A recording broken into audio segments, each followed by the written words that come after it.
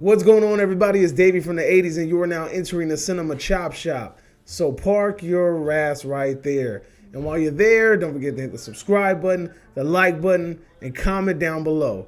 Now, just to let you know, I have created a Patreon account for all of you guys that want to support the channel. You want to help me create content that maybe you want to recommend and help become a vital part of my channel and the growing process of it. You can go ahead and become a patron. I will link it down below and put it in the description. I have also just wrapped up my month of madness, and there's a playlist waiting for you. Now, today I am going back to my regularly scheduled programming. I am going to review a movie from Netflix. Now, this movie in particular, it was like number 7 on the Netflix recommendation. It was trending. A lot of people were talking about it, so I decided to talk about it.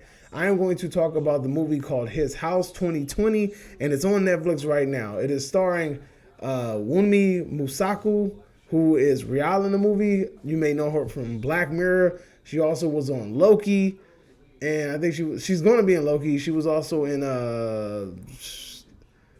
Batman vs. Superman and Lovecraft County, I believe. And then you also have her husband, who is Soapy Derisu or something like that. If I'm butchering his name, I apologize. But he's bold in the movie, and he's also from Black Mirror. Matt Smith's in this, and other people that don't even matter. So, quick synopsis. Quick synopsis of this film is that you have this couple who came from Sudan, and they're refugees landing in the UK. And once they land in the UK, they are looking for sanctuary, and the UK grants them. But upon doing that, the only way that they're going to grant them this asylum is if they feel that they assimilate correctly into their societal and beliefs and, you know, all that good stuff. They want to make sure that they can assimilate into the society of the UK and make sure that everything flows smoothly. Now, apparently, they're sitting in this house. Everything's going cool at first, and then all of a sudden, you have creepy stuff starting to happen, right? You have noises, you have voices, and all this crazy stuff, right? And what they find out, or what Rial figures, is that they're basically being followed or by a night witch. So they've done something bad, or they've done something bad. A debt must be paid, and until that debt is paid, they will be haunted by this night witch. So that's really, so basically the movie is them trying to deal with it. A conflict arising between the couple. Bo tries to deny it. Rial is in complete acceptance. She wants to do what's right. He wants to just deny it and kind of refuse to believe it. And he doesn't want. He sees it, but he wants to act like he doesn't see it. In all honesty, so let's just break down the things that I liked about this movie. The things that I liked about the movie, the good, right? The good in this movie is one, the two main actors are amazing. Bol and Rial, they're likable characters. They're amazing, and they do a really good job. 2, the cinematography in this movie is excellent. There's some CG scenes where, like, I felt like it could have looked a little bit better, but it's still done in such a manner where it looks very artsy. You have him standing on the ocean, waves crashing in the middle of a storm. It looks pretty crazy. Also, you have other scenes where you have the holes in the wall, and you have faces appearing as if they're crawling through the wall. The way that it's shot, where you can only see certain features, and the makeup or the paint design that they had is visible. That was a pretty clever trick. Just all in all, like, some of the shots that they decided to take in this movie were just very fascinating. They were very eye-catching. The story is very captivating. It's very captivating. It's original, which is something that you really don't see that much nowadays. Original stories, like, we lack a lot of that. The pacing of I'll keep that for later. But this movie also keeps a small cast, And I think that benefits it because it doesn't give you all of these excessive characters, right? It does a really good job. It does a really good job at building tension, about creating this kind of like creepy aura feeling, and you kind of watch it sometimes and you're just like that. You're just freaked out a little bit. Now, one thing that I loved about this movie is that I have never thought that I would watch a movie where they would use like tribal African things such as mask paintings, face paint, things like that, and it would kind of work it into a horror genre. I really, really liked that, and I've never thought about how creepy like African tribal war paint can be, and also the African mask, the war mask can be, right? Those things can honestly be very, very creepy if done correctly. And in this movie, I feel like it was done correctly, so it gave out a very creepy undertone. It's something that honestly I might look around and see if there's more of. Now, with that being said, let's look at the bad. The bad about in my regards, when I talk about things that are bad, I'm talking about things that are like they're bad, but it's not to the point where it's like, oh, I can't watch this movie no more. Like it's terrible, right?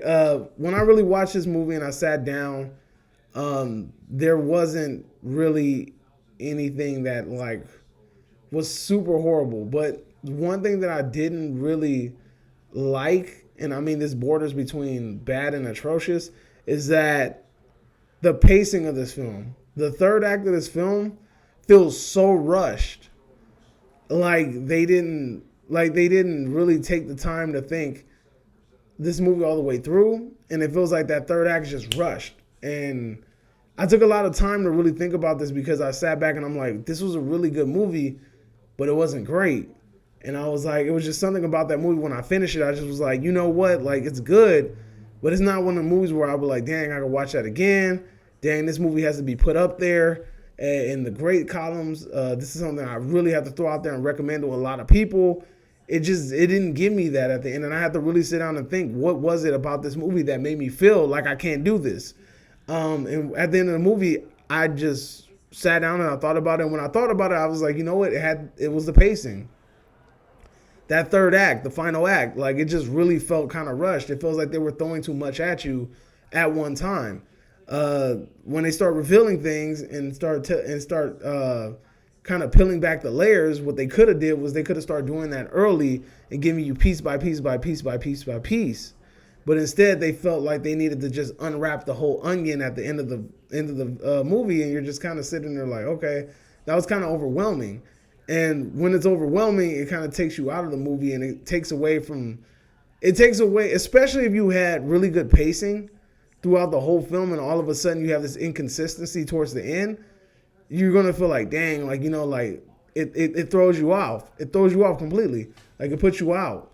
And this complaint that I have about this movie is really harmed it. It's gonna harm its grade because, I mean, it could have been better. You know, like if you would have just kind of like maybe simply the part that you revealed at the end, if you kind of simply would have like hinted at it throughout the movie, small piece by piece, and then just give it away, and then finally, boom, at the end, kind of reveal it. But the fact that they did everything at one time, and it just felt really overwhelming, and I was just like, it was good, but it wasn't great. And I feel like this movie could have been great, especially with all of the little things that they did. Like, you know, you had real life issues that a refugee might go through, you know, like, you know, assimilation issues, that natural fight within yourself of like, I want a better life, but it's like, in order to get that better life, I'm going to have to erase who I was in order to